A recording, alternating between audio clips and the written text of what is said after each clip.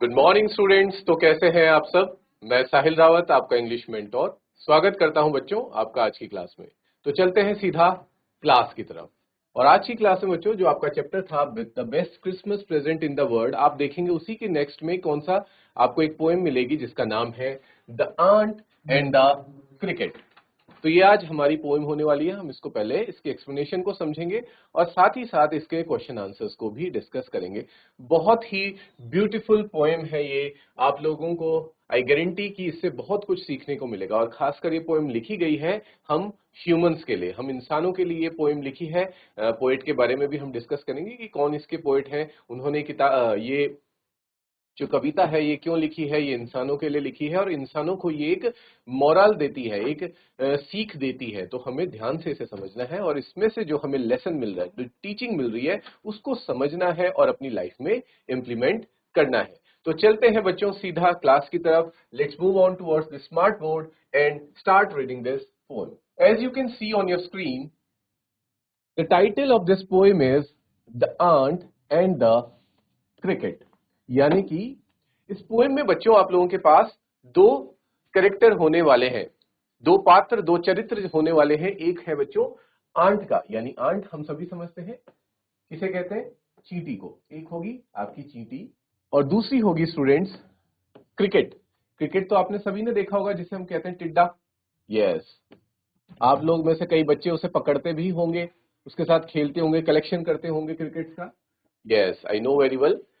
तो आप इस चीज को बहुत अच्छे से रिलेट कर पाएंगे। और आपने आंट्स को भी देखा होगा कि कितनी ज्यादा मेहनती होती हैं आंट्स। ठीक है, आंट यानी कि चींटियां।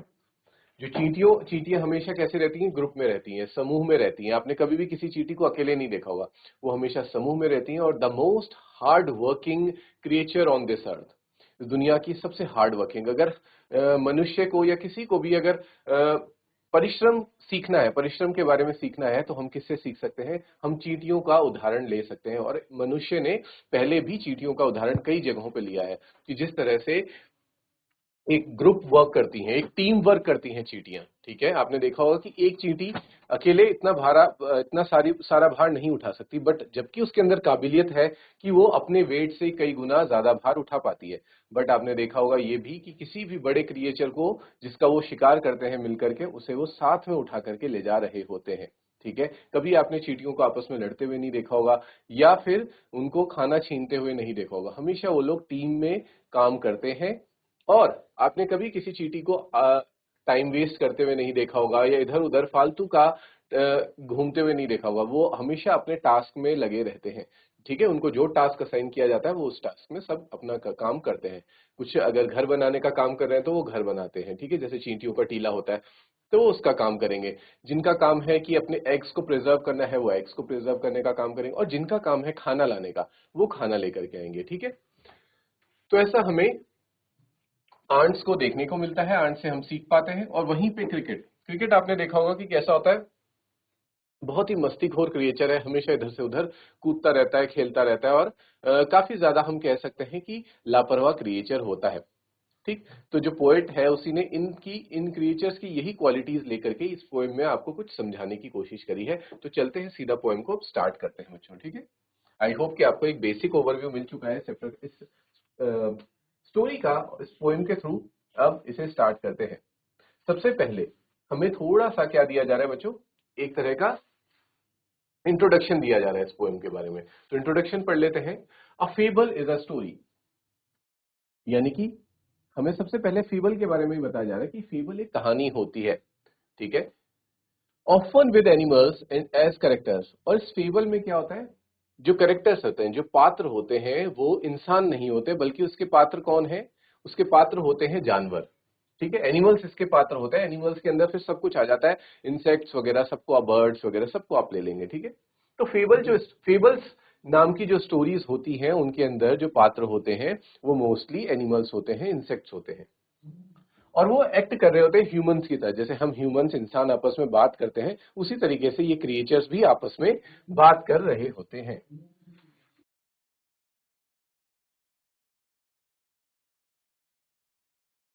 Okay students, that conveys a moral. और इस फेबल के एंड में हमेशा हमें एक मोरल देखने को मिलता है। मोरल क्या है बच्चों, एक अच्छी सीख, ठीक है,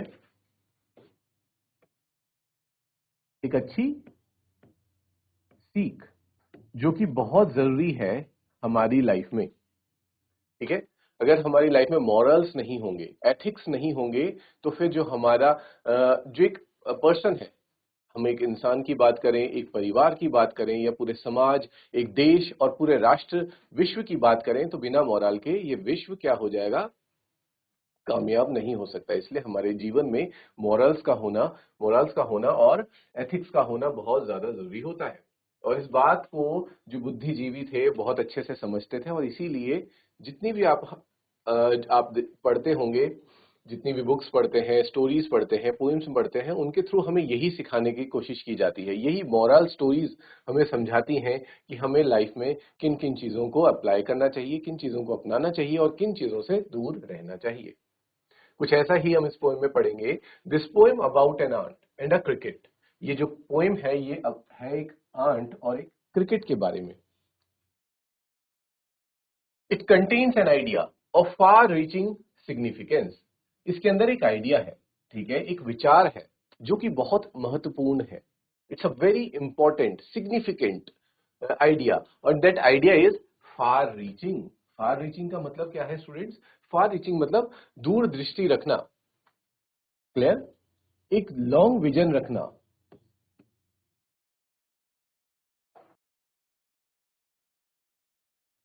ये आपको ये बताता है कि हमें सिर्फ और सिर्फ आज की नहीं सोचनी चाहिए। हमें बहुत जरूरी है कि हम आज में जिए, ठीक है, प्रेजेंट में जिए, ना कि पास्ट में और फ्यूचर में जिए। लेकिन हमारे पास एक विजन होना चाहिए भविष्य का, ठीक है। भविष्य के आने वाले 1 साल, 2 साल, 5 साल, या अगले महीने या नेक्स्ट सीजन में हम क्या करेंगे, ये हमारे पास एक प्लान होना चाहिए। आई नो कि चीजें प्लान के मुताबिक नहीं होती हमेशा, but at least we should have a plan. एक प्लान हमारे पास हमेशा रेडी होना चाहिए कि अगर ऐसा होता है तो फिर फ्यूचर में ऐसा होगा। और क्योंकि उसी प्लान के अकॉर्डिंग हम अपने प्रेजेंट में क्या करेंगे, वर्क करेंगे। अगर हमारा भविष्य का कोई विजन ही नहीं है तो हम प्रेजेंट को क्या करेंगे बच्चों, सिर्फ और सिर्फ वेस्ट करेंगे। इसलिए फ्यूचर के बारे में सोचना नहीं है ज्यादा, लेकिन फ्यूचर के लिए प्लान करना है और विजन रखना है, एक दृष्टि, दूर दृष्टि रखनी है कि भविष्य को लेकर के चलना है, और उसी प्रकार से हमें अपने प्रेजेंट को, अपने वर्तमान को जीना है। This is called far reaching, which is as true of a four legged cricket. और ये बता रहे हैं कि इस दूरदृष्टि वाली भावना को आंट तो बहुत बखूबी समझती थी, ठीक है। उसे पता था कि मैं अगर आज मेहनत करूंगी तो जो मेरा भविष्य है वो कैसा होगा, सही होगा, सरल होगा। लेकिन जो फोर लेग्ड क्रिकेट, यानी कि क्रिकेट आपने देखा, टिड्डा देखा, उसके 4 पैर होते हैं, वो उस बात को शायद नहीं समझता था। और साथ ही साथ यहाँ की कहा गया है as of a two legged one, और साथ ही साथ कई बार इसे टू लेग्ड वाले क्रिकेट भी नहीं समझते हैं। तो टू लेग्ड वाला क्रिकेट जो यहाँ पे पोइट है वो किसे रेफर कर रहा है बच्चों, हम ह्यूमंस को। क्योंकि आखिरकार उसने जो ये पोएम लिखी है वो किसको मॉरल स्टोरी देना चाहता है, वो किसको सीख देना चाहता है। वो क्रिकेट टिड्डों के लिए और आंट के लिए तो इस पोएम को नहीं लिख रहा है, क्योंकि उसे पता है कि ये लोग तो कभी पढ़ेंगे नहीं उस पोएम को, और शायद उन्हें जरूरत भी नहीं है। लेकिन वो पोएम लिख रहा है इंसान के लिए, ठीक है, इंसानियत के लिए, मनुष्य जाति के लिए, कि मनुष्य जाति इससे कुछ सीखे, ठीक है। इसलिए वो कहता है कि जिस तरह से इस कहानी में आप देखेंगे आगे कि कितना लापरवाह होता है एक फोर लेग्ड क्रिकेट, एक टिड्डा, उसी प्रकार से लापरवाही करता है एक टू लेग्ड ह्यूमंस भी। टू लेग्ड क्रिकेट यानी कि हम ह्यूमंस की बात करें, हम ह्यूमंस भी बहुत बार लापरवाही करते हैं। हमारा फ्यूचर को लेकर के कोई विजन ही नहीं होता कि आगे हमें क्या करना है, और फिर क्योंकि आगे का कोई विजन नहीं है तो फिर हम अपने प्रेजेंट को भी क्या करते हैं, सिर्फ और सिर्फ वेस्ट करते हैं। अगर हमें अपना विजन क्लियर होगा तो हम अपने प्रेजेंट को वेस्ट नहीं करेंगे।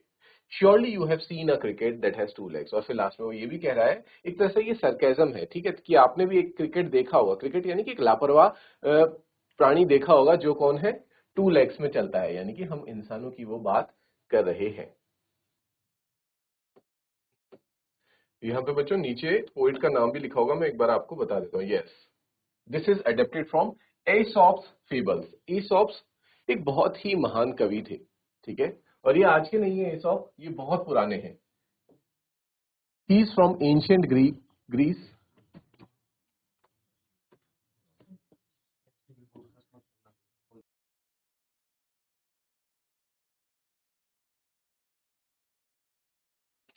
ये जो एसॉप्स थे ये एंशिएंट ग्रीस से बिलोंग करते थे, मतलब बहुत पुराने हैं। अगर आपको इनके बारे में थोड़ा और डिटेल में जानना है तो बच्चों आप घर में जाकर के इसको थोड़ा सा सर्च करें, इनके बारे में जानें, ठीक है। ये चीज मैं आप पे छोड़ रहा हूँ, कुछ चीजें तो आपको भी करना बनती है, कुछ तो आपको भी थोड़ा हार्ड वर्क करना चाहिए, ठीक है। तो एसॉप के बारे में जानेंगे कि इनका जन्म कब हुआ था, इनकी मृत्यु कब हुई थी और ये कैसी कहानियां लिखा करते थे। मैं थोड़ा सा बता देता हूँ। एसॉप अपनी फेबल्स के लिए, अपनी इन्हीं कहानियों के लिए बहुत ज्यादा प्रचलित थे। ये फेबल्स लिखा करते थे। फेबल्स हमने अभी पढ़ा, फेबल और स्टोरी में क्या डिफरेंस है। फेबल एक ऐसी स्टोरी होती है जो आपको एक मॉरल सीख देती है, ठीक है, एक टीचिंग देती है। बट इसमें जो कैरेक्टर्स होते हैं वो कैरेक्टर्स ह्यूमंस नहीं बल्कि कौन होते हैं, एनिमल्स होते हैं। तो एनिमल्स के थ्रू ये हम ह्यूमंस को कुछ ना कुछ टीचिंग्स दिया करते थे। तो ये है बच्चों एसॉप इस पोएम के पोएट, ये याद रहेगा। अब स्टार्ट करते हैं पोएम। यहां तक सभी बच्चों को क्लियर है? Is there any doubt till here?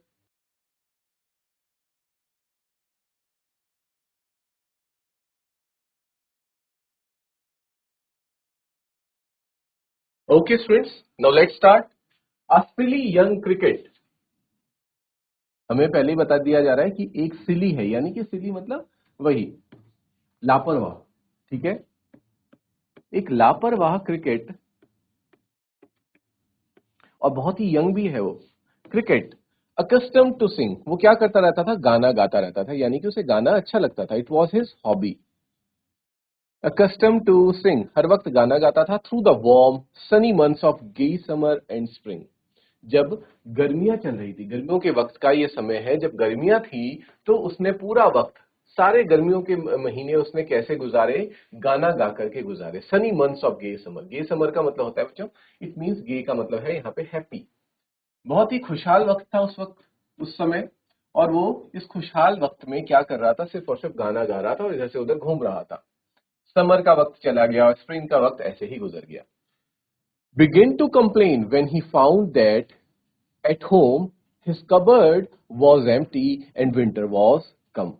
और पूरा उसने सर्दियों और गर्मियों का और स्प्रिंग का महीना सिर्फ गाना गा कर के बिता दिया।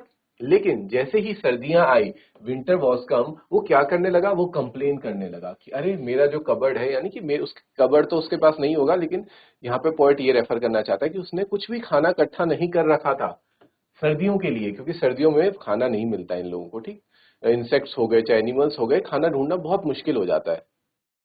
तो अब सर्दियों में वो क्या करे, क्योंकि जो गर्मियों में जिस वक्त उसे खाना इकट्ठा करना चाहिए था अपना विंटर के लिए, तो देखो यहाँ बात आ गई ना बच्चों, वही कि फार विजन नहीं था, इसने दूर की सोची ही नहीं कि अगर मैं अभी जो समर का टाइम है इसको वेस्ट करूंगा और स्प्रिंग का टाइम वेस्ट करूंगा, तो जब सर्दियां आएंगी तब मैं क्या करूंगा, तब मैं क्या खाऊंगा, क्या मैं भूखा नहीं मर जाऊंगा। ये इसने सोचा ही नहीं, ये सिर्फ अपने प्रेजेंट को ही एंजॉय करता रहा। नॉट अ क्रम टू बी फाउंड। क्रम किसे कहते हैं, मतलब हम क्रम उसे कह सकते हैं बच्चों, टुकड़े। कोई भी एक टुकड़ा भी नहीं है उसके पास खाने के लिए। और वैसे जनरली क्रम कहा जाता है जो ब्रेड के छोटे छोटे चूरे गिरे होते हैं, उसे कहते हैं क्रम्स। आपने ब्रेड क्रम्स भी सुना होगा। लेकिन इसके पास कोई क्रम नहीं है, कोई टुकड़ा कोई चूरा नहीं है खाने के लिए। On the snow covered ground, क्योंकि ग्राउंड में, जमीन पे तो चारों तरफ क्या है, बर्फ पड़ी हुई है। और बर्फ तो वैसे ही हर चीज को डिस्ट्रॉय कर देती है, जला देती है। तो कुछ भी खाने के लिए है नहीं। और सारे इंसेक्ट्स हो गए, जो भी चीजें वो सब अपने अंदर छुप चुके हैं, अपने घरों में छुप चुके हैं, तो ये उन्हें भी नहीं खा सकता। Not a flower could he see, कोई फ्लावर भी देखने को नहीं मिलता है जब बर्फ पड़ती है तो। Not a leaf on a tree, और पेड़ों से पत्तियां भी उस वक्त गिर जाती हैं, या फिर हम कह सकते हैं कि ढक जाती हैं बर्फ के नीचे। Oh what will become says the cricket of me. अब वो कहता है कि अरे अगर मैं इसी तरह से पूरी सर्दियां भूखा रहा तो मेरा क्या हाल होगा, ठीक है। What will become of me, मैं क्या हो जाऊंगा। At last by starvation and famine made bold. और जब पहले तो क्रिकेट इस भूख को बहुत दिनों तक सहता रहा, कंप्लेन करता रहा, लेकिन जब बाद में भूख कुछ ज्यादा ही हो गई, स्टारवेशन यानी कि मतलब होता है बच्चों भूख से तड़पना, ठीक है, भूखमरी से मरने वाली उसकी हालत हो गई थी। और फेमाइन, फेमाइन क्या किसे कहते हैं, फेमाइन कहते हैं सूखे पड़ने को, ठीक है। तो एक तरह से सूखा ही पड़ा हुआ था क्रिकेट के लिए, तो जब चारों तरफ कुछ खाने के लिए नहीं है तो क्रिकेट के लिए क्या था, ये सूखा था, अकाल पड़ गया था, खाने की कमी थी, कुछ भी नहीं था खाने के लिए। Then this situation made him bold, फिर उसके अंदर थोड़ी सी हिम्मत आई कि भाई अपनी जान बचाने के लिए मुझे अब कुछ तो करना पड़ेगा। ऑल ड्रिपिंग विद वेट, चारों तरफ पूरी तरह वो भीग चुका था। ठीक है, कैसे? जब वो बाहर निकला, अपने बिल से बाहर निकला, उसे बाहर निकलना था, कहीं ना कहीं तो खाना ढूंढना था, तो और ऊपर से बर्फ पड़ रही थी तो भीग गया। And all trembling with cold, और ठंड से वो क्या हो रहा था? ट्रेम्बल, ट्रेम्बल का मतलब होता है बच्चों शिवर करना, कंपकपाना। ठीक है, ठंड के मारे कंपकपा रहा था, shivering. Away he set off to a miserly ant, और फिर वो जाता है किसी तरह से अपने सेल्फ रिस्पेक्ट को, ईगो को साइड में रख करके वो आंट के पास जाता है। ठीक है, शुरुआत में तो उसे शर्म आ रही थी, उसका ईगो बीच में आ रहा था कि मैं कैसे जाकर के आंट के सामने, चींटी के सामने गिड़गिड़ाऊं और भीख मांगू कि मुझे कुछ खाने के लिए दे दो। लेकिन जब मरने की हालत आई तो फिर उसने अपना जो ईगो है, सेल्फ रिस्पेक्ट है, वो साइड में रखी। उसने बोला भाई जान बचानी है तो अब आंट के पास जाना ही पड़ेगा। और फिर वो किसके पास जाता है? आंट के पास। और वो आंट कैसी है बच्चों? मिजरली। ऊपर से जिसके पास जान बचाने जा रहा है वो बहुत माइजर है। माइजर मतलब कंजूस, जो अपनी कोई भी चीज दूसरों को नहीं देता है, उसे हम कहते हैं माइजर। ठीक है, जो खर्च नहीं करता है अपनी चीजों को, इट्स अ माइजर पर्सन। और आंट यहाँ पे क्या है? बहुत ही ज्यादा माइजर बताई गई है। To see if to keep him alive, और वो ऐसा पर क्यों जा रहा है उसके पास? वो भी शायद जानता है कि आंट जो है माइजर है, क्योंकि वो उसी के साथ रहता है तो उसे पता था। इसीलिए वो शुरुआत में ही आंट के पास नहीं चला गया, जब हालत बहुत खराब हो गई तब जाकर वो एट द एंड आंट के पास जा रहा है। पता उसे भी है कि आंट बहुत माइजर है, लेकिन अपने आप को जिंदा रखने के लिए तो उसे ऐसा करना ही पड़ेगा। He would grant him shelter from rain, और वो उसके पास जाता है कि शायद। और देखो बच्चों, यहाँ पे हमें एक और बात पता चल पा रही है कि उसे शेल्टर भी चाहिए, यानी कि उसने अपना घर भी ढंग से नहीं बनाया था। ठीक है, जो क्रिएचर्स होते हैं, इंसेक्ट्स होते हैं, एनिमल्स होते हैं, ये दो चीजें करते हैं। एक तो अपना घर बनाते हैं, ठीक है, सर्दियों के लिए अपनी एक गुफा होगी, चाहे जो भी होगा, बिल हो गया, उसे तैयार करते हैं कि अगर जब बर्फ पड़ेगी, आंधी आएगी, तूफान आएगी, खूब सारी बारिश होगी, तो भी हमारा जो बिल है वो इतना मजबूत रहे कि वो टूटे ना। ठीक, और उस बिल के अंदर फिर पहले वो बिल बनाते हैं, स्ट्रॉन्ग सा एक घर बनाते हैं, एक शेल्टर बनाते हैं, और फिर उसके अंदर खाना जमा करना शुरू करते हैं कि अगर 3-4 महीने तक भी, अगर 2-3 महीने तक सर्दियां रहती हैं, बर्फ पड़ती है, तो हम सरवाइव कर लें। उतना खाना वो अपने लिए जमा कर लेते हैं। लेकिन इस क्रिकेट ने, इस लापरवाह क्रिकेट ने, इस आलसी क्रिकेट ने, हम कह सकते हैं कि इसने पूरे टाइम सिर्फ और सिर्फ गाना ही गाया और इधर से उधर घूमता रहा। ना तो इसने अपने लिए शेल्टर बनाया, ना इसने अपने लिए खाना जमा किया। और अब ये जा रहा है आंट के पास क्या करने? ताकि वो उसको थोड़ा सा शेल्टर दे दे, रहने की जगह दे दे। तभी तो हम जान पा रहे हैं कि वो भीग क्यों रहा है। क्योंकि बरसात में क्या, उसमें सर्दियों में क्या होता है बच्चों, कभी कभी बर्फ पड़ती है, कभी कभी बारिश भी होती है। तो आज बारिश हो रही है बहुत ज्यादा, और वो भीग रहा है, और वो चाहता है कि आंट उसे शेल्टर दे, रहने के लिए छत दे, और and a mouth full of grain, और थोड़ा सा खाने के लिए कुछ दे। ग्रेन का मतलब वैसे तो अन्न होता है, अनाज होता है, लेकिन यहाँ पे हम खाने से उसको डिनोट करेंगे, फूड से हम उसे समझेंगे। ठीक है, तो उसे खाना चाहिए और रहने के लिए छत चाहिए, अपना सर छिपाने के लिए, ताकि वो भीगे ना। He wished only to borrow, लेकिन ऐसा नहीं कि वो भीख मांग रहा था, वो इस चीज को बोरो कर रहा था। बोरो का मतलब होता है उधार में लेना, कुछ समय के लिए किसी से बोरो करना, यानी कि उधार लेना और फिर सही समय आने पर उसको वापस दे देना, उसे कहते हैं बोरो। तो क्रिकेट जो है वो बोरो करना चाह रहा था कि अभी मुझे जरूरत है तो मैं बोरो कर लेता हूं आंट से, और जब मेरे पास होगा तो मैं उसको वापस लौटा दूंगा। He would repay it tomorrow, और जब सही वक्त आएगा, टुमारो का मतलब है सही समय आने पे, अगले ही दिन तो वो उसको रिपे नहीं कर सकता, लेकिन जब उसका सही टाइम आएगा तो वो उसको रिपे भी कर देगा, जब उसके पास भी खाने पीने की कुछ चीजें होंगी। ठीक है, तो उसका वो उधार चुका देगा। अब देख सकते हैं यहाँ पे क्रिकेट को किस तरह से वो बारिश में भीग करके कांप रहा है ठंड से। If not he must die of starvation and sorrow, अगर वो ऐसा नहीं करता है, ठीक है, अगर वो जाकर के बोरो नहीं करता है, और अगर आंट उसे नहीं देती है, तो वो कैसे हो जाएगा? स्टारवेशन, भूख के कारण मर जाएगा, और सोरो यानी कि गम में, इसी दुख में उसकी मृत्यु हो जाएगी। चलते हैं बच्चों आगे। Says the ant to the cricket, I am your servant and friend. Ant कहती है, जब क्रिकेट उसे अपना सारी कहानी बताता है, तो आंट ये कहती है कि देखो मैं तुम्हारी सर्वेंट हूं, तुम्हारी दोस्त भी हूं, तुम्हारी जितनी सेवा हो सकेगी मैं करूंगी, मैं तुम्हारी मदद करने के लिए पूरी तरह से तत्पर हूं। बट, लेकिन यहाँ पे लेकिन एक शब्द वो ऐड कर देती है कि we ants never borrow, we ants never lend, लेकिन हम आंट्स का, यानी कि हम चींटियों का एक उसूल है कि हम ना तो कभी किसी से कुछ बोरो करते हैं, ना किसी से उधार लेते हैं, और ना ही लेंड करते हैं, ना ही उधार देते हैं। ये उसूल है हमारा, ठीक है। और इस उसूल को हम तोड़ नहीं सकते। हम ना कभी किसी से लेते हैं कोई चीज, और ना अगर हमसे कोई मांगने आता है तो उसको कुछ देते हैं, ठीक है। अब ये हमारा उसूल है, इसको हम तोड़ नहीं सकते। मैं चाहती तो हम चाहते तो बहुत थे हम आंट्स की तुम्हारी मदद करें, लेकिन हम जो तुम मांग रहे हो वो दे नहीं सकते। देखो, आप देख पा रहे हैं यहाँ पे आंट्स ने अपना प्रॉपर घर बना रखा है, और इस घर के अंदर इस तरह के आपने देखे होंगे ना, आंट्स अपने टीले बनाते हैं और उनपे रहते हैं। तो इनके अंदर उन्होंने खाने का भी सामान रखा हुआ है। अब क्रिकेट आके इनसे मांगता है, अब ये बना कर देते कि भाई हमारा तो उसूल है, हम ना तो किसी से उधार लेते हैं ना देते हैं, तो हम तुम्हारी मदद नहीं कर सकते, भले ही हम मदद करना चाह रहे थे, हम तो तुम्हारे दोस्त हैं। इस तरह से वो कहते हैं। But tell me dear cricket, did you lay nothing by, और साथ ही साथ उसकी बेइज्जती भी कर देते हैं यहाँ पे कि मुझे ये बताओ पर क्रिकेट, क्या तुमने अपने लिए कुछ भी नहीं रखा? When the weather was warm, quoth the cricket, not I. जब अभी तो चलो सर्दियां हैं, लेकिन कभी तो वार्म सीजन भी था, गर्मी गर्मी का महीना भी था, तब क्या तुमने अपने लिए कुछ भी जमा नहीं किया जब सही वक्त था? और क्रिकेट, कोथ का मतलब होता है कहना, टू स्पीक, ठीक है। बहुत ही शर्मिंदगी महसूस करते हुए क्रिकेट कहता है कि नॉट आए, नहीं मैंने नहीं किया। और उस वक्त रियलाइज भी होता है क्रिकेट को कि हाँ सच में मैंने बहुत बड़ी गलती करी। फिर क्रिकेट कहना शुरू करता है, my heart was so light that I sang day and night. मैं उस वक्त इतना खुश था, इतना एंजॉय करता था गर्मियों के टाइम में, कि मेरा हार्ट वॉज लाइट, यानी कि बहुत खुश रहता था। मैं पूरा दिन भर सिर्फ और सिर्फ गाना गाता था, दिन हो रात हो गाना ही गाता रहता था। आपने सुना होगा ना क्रिकेट को, टिड्डे को कैसी आवाज निकालता है, तो उसको रिप्रेजेंट किया गया है उसके गाने से।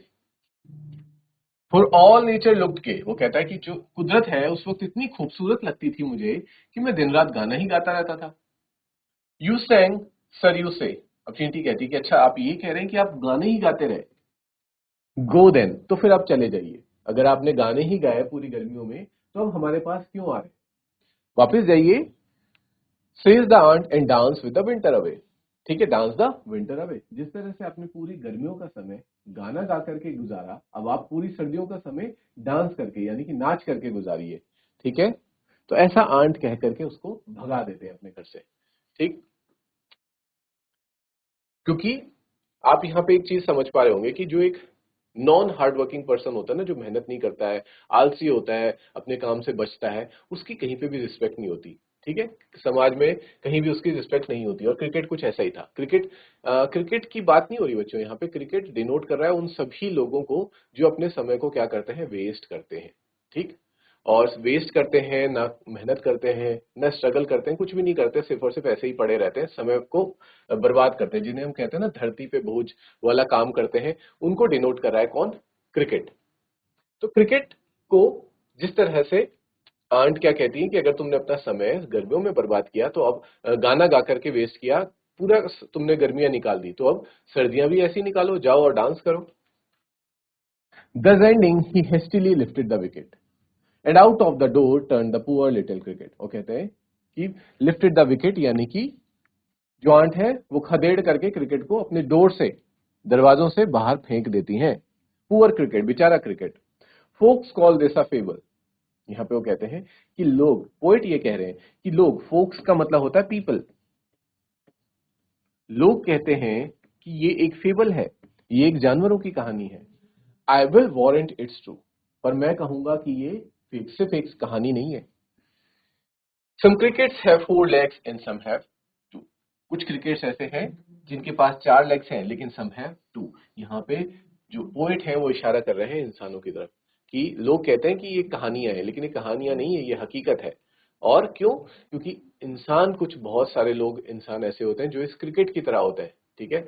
जब सही वक्त होता है तब उस वक्त वो मेहनत नहीं करते हैं। अगर मैं आप लोगों से रिलेट करते हुए बताऊं, तो स्टूडेंट्स देखो, आपके साथ कुछ ऐसे बच्चे होंगे, मैं ये नहीं कह रहा कि सब बच्चे ऐसे ही हैं, कुछ बच्चे ऐसे होते हैं जो पूरी साल भर पढ़ाई नहीं करते हैं, ठीक है। जब फर्स्ट टर्म से स्टार्ट होता है, जैसे अभी नया सेशन स्टार्ट हुआ है, फर्स्ट टर्म निकल जाता है, सेकंड टर्म निकल जाता है, ऐसे करके धीरे धीरे सारे मंथ्स निकलते चले जाते हैं और वो क्या करते हैं, टालते हैं। अभी इंजॉय कर रहे होते हैं, पढ़ाई नहीं कर रहे होते, उन्हें लगता है अभी तो एग्जाम्स बहुत दूर हैं, अगले साल एग्जाम्स आएंगे, लेकिन वो इस समय को क्या करते हैं, बर्बाद करते जाते हैं।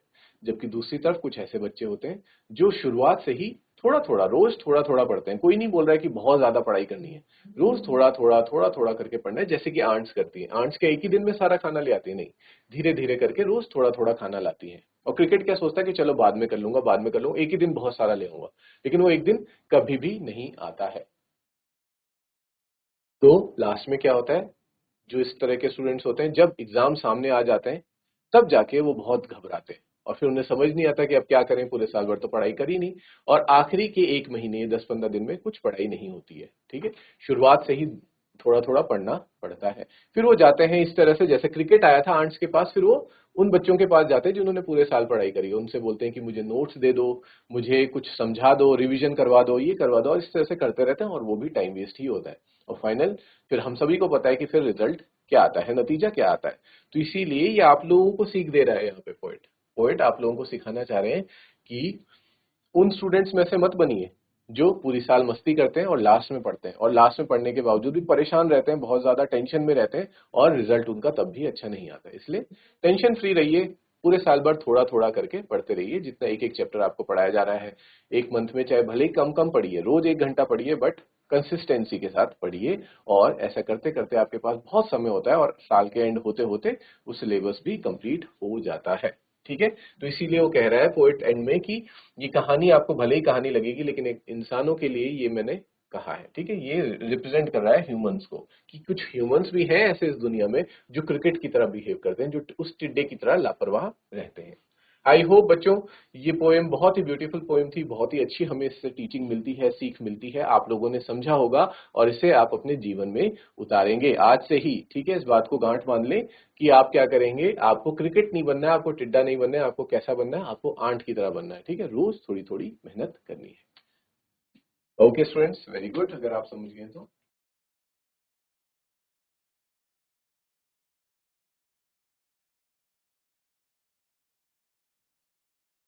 स्टार्ट करेंगे बच्चों इसके क्वेश्चन आंसर्स। ठीक है, आई होप कि आपने पोएम तो समझ ही ली है, तो इसके क्वेश्चन आंसर्स को भी डिस्कस कर लेते हैं।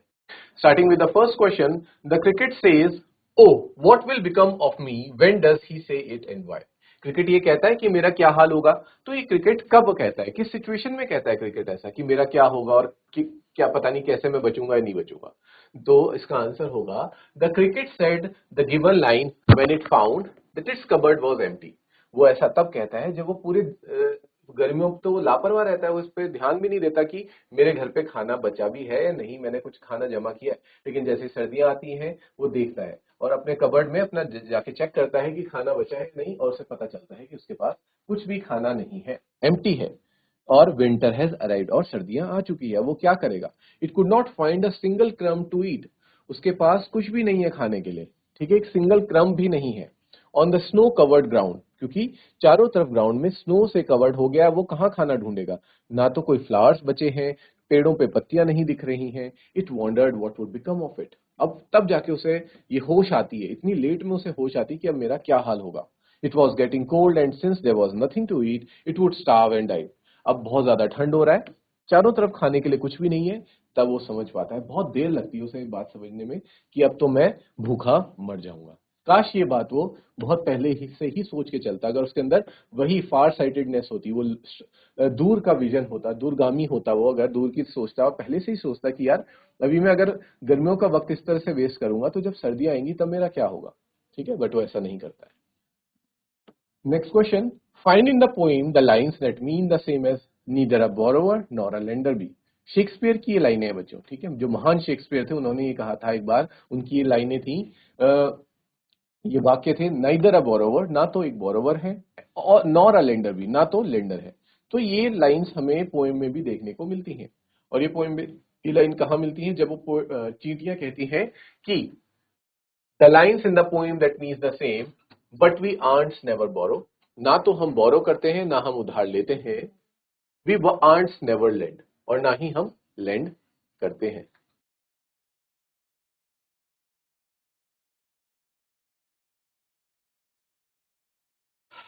तो चलिए स्टूडेंट्स, आज की क्लास को हम इतना ही रखेंगे। कुछ क्वेश्चंस बचे हैं उसको हम कभी नेक्स्ट क्लास में डिस्कस करेंगे, बट टिल देन आपको आज जितना भी पढ़ा है आप उसको ढंग से रिवाइज करें, क्वेश्चंस को फिर से एक बार रिकंसिडर करें। Now we will meet in the next class. Till then take care, have a good day and thank you students.